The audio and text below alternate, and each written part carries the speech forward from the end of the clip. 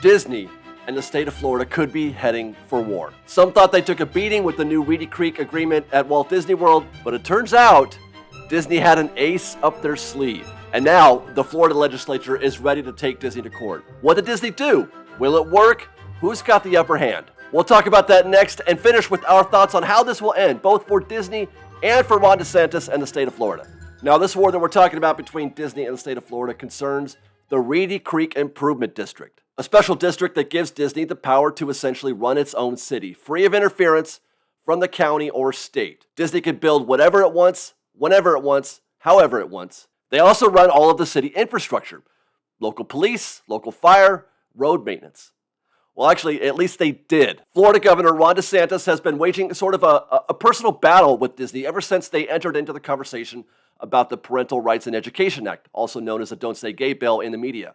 And it culminated in his attempt to dissolve the Reedy Creek Improvement District, thus stripping Disney of any of its preferential status and self-governing abilities. Now, without getting into too many of the details about that attempt, let's just say that it didn't go exactly as planned. They weren't able to dissolve the district completely, so instead they just tried to take it over.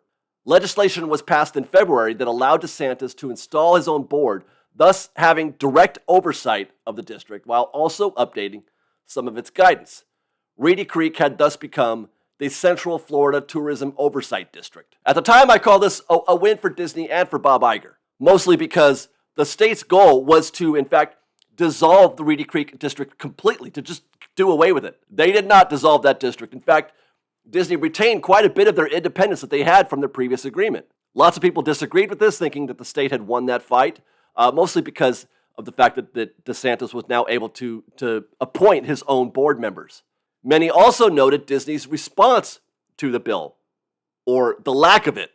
The feeling at the time was that the state had overstepped their authority. Replacing the Reedy Creek board with one of their own was unlawful, and that was the grounds for Disney to rebut this attempt. Except they did nothing. All we got was a statement from Walt Disney World President Jeff Valley. In his statement, he said, "For more than 50 years, the Reedy Creek Improvement District has operated at the highest standards, and we appreciate all that the district has done to help our destination grow and become one of the largest economic contributors and the employers in the state." I mean, that's suspect, right? Why aren't they fighting back? Did Disney cave, or was their silence a sign of confidence? Perhaps the latter, because 2 months later, there's notice that the new board is seeking lawyers. And that's because the day before DeSantis ceremoniously signed this new legislation at the Reedy Creek Fire Department, the existing board met, and they signed some new developer agreements. And these agreements would allow Disney to operate just as they had been for the next 30 years, no matter what the new district does.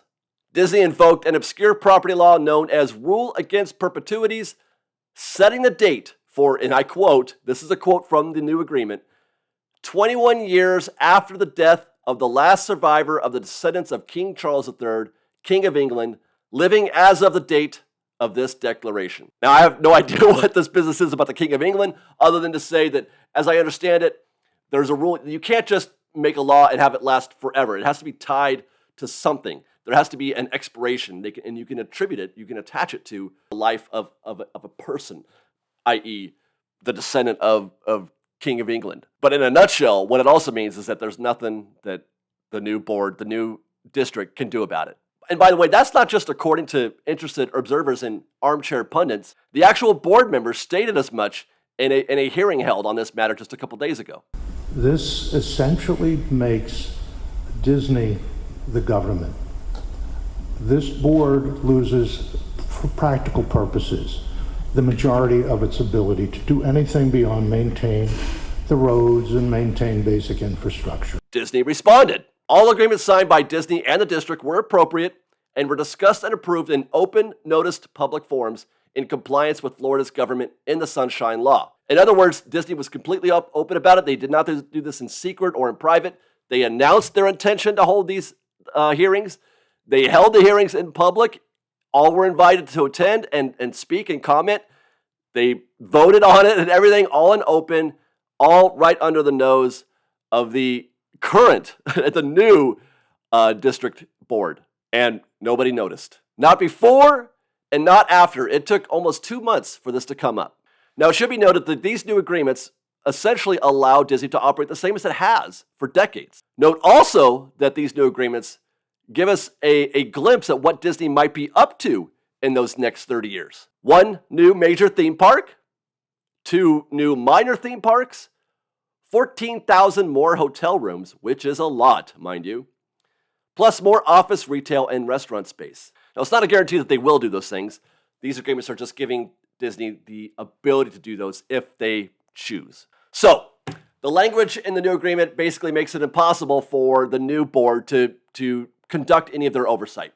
Got it. It gets a little more complicated when you consider the political optics of challenging this new developer agreement. I spoke to somebody who specializes in special districts just like these, and he says that these agreements are drafted to give developers the ability to develop with certainty, and that it would be bad or outright impossible for developers to operate at a profit if local, state, or federal governments were able to just change the rules for the development whenever they felt like it. In other words, taking on one of the state's largest single-site employers and taxpayers may not be good for business. That is, may not be good for the entire state of Florida. It's a bad look for other companies who may be looking to do business in Florida. It's a bad look if Florida is interested in bringing in new business to Florida. Having said that, I do think the state is going to fight this. I do think they're going to fight this vigorously, or at least give the appearance that they are. Part of the hearing that we referenced earlier was to indicate just this, that they are in search of attorneys, in search of lawyers to help fight Disney on a level that Disney is capable of. That means they're looking for high quality, deep lawyers. Meanwhile, DeSantis himself indicated that he will not be backing down. While speaking at a book tour in Georgia on Thursday, he said, "There's a lot of back and forth going on now with the state taking control, but rest assured, you ain't seen nothing yet.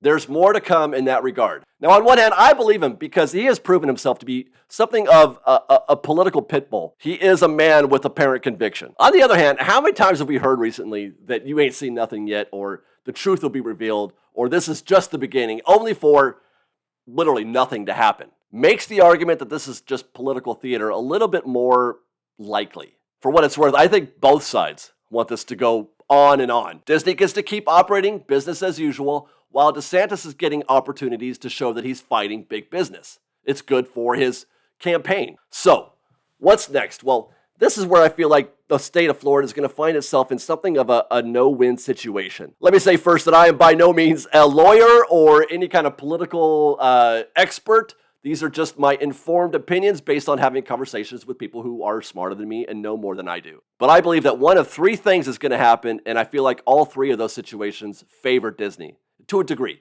1, the state gives up and they allow Disney to fulfill their, the developer agreements that were just signed. This is possible, but highly unlikely. 2, the state takes Disney to court, and this is a scenario that I believe that Disney is 100% prepared for. In fact, I feel like that was planned. They are expecting to be taken to court over this. And that process could take years, and that could be all that Disney wants, a stall tactic to ride out the current administration, say until 2024, when Florida Governor Ron DeSantis runs for president of the United States. And the expectation would be that the new administration that takes over for DeSantis would be less, they would hope for a less hostile administration towards Disney, a less vigilant one.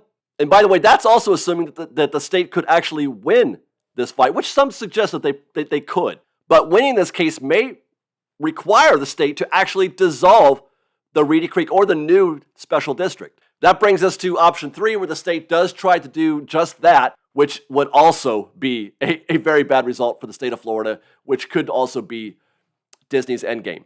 To try and dissolve the district, something that DeSantis already tried to do and was not able to. Doing this, dissolving the district, would resurrect the main argument against it, the bond debt, billions of dollars of bond debt.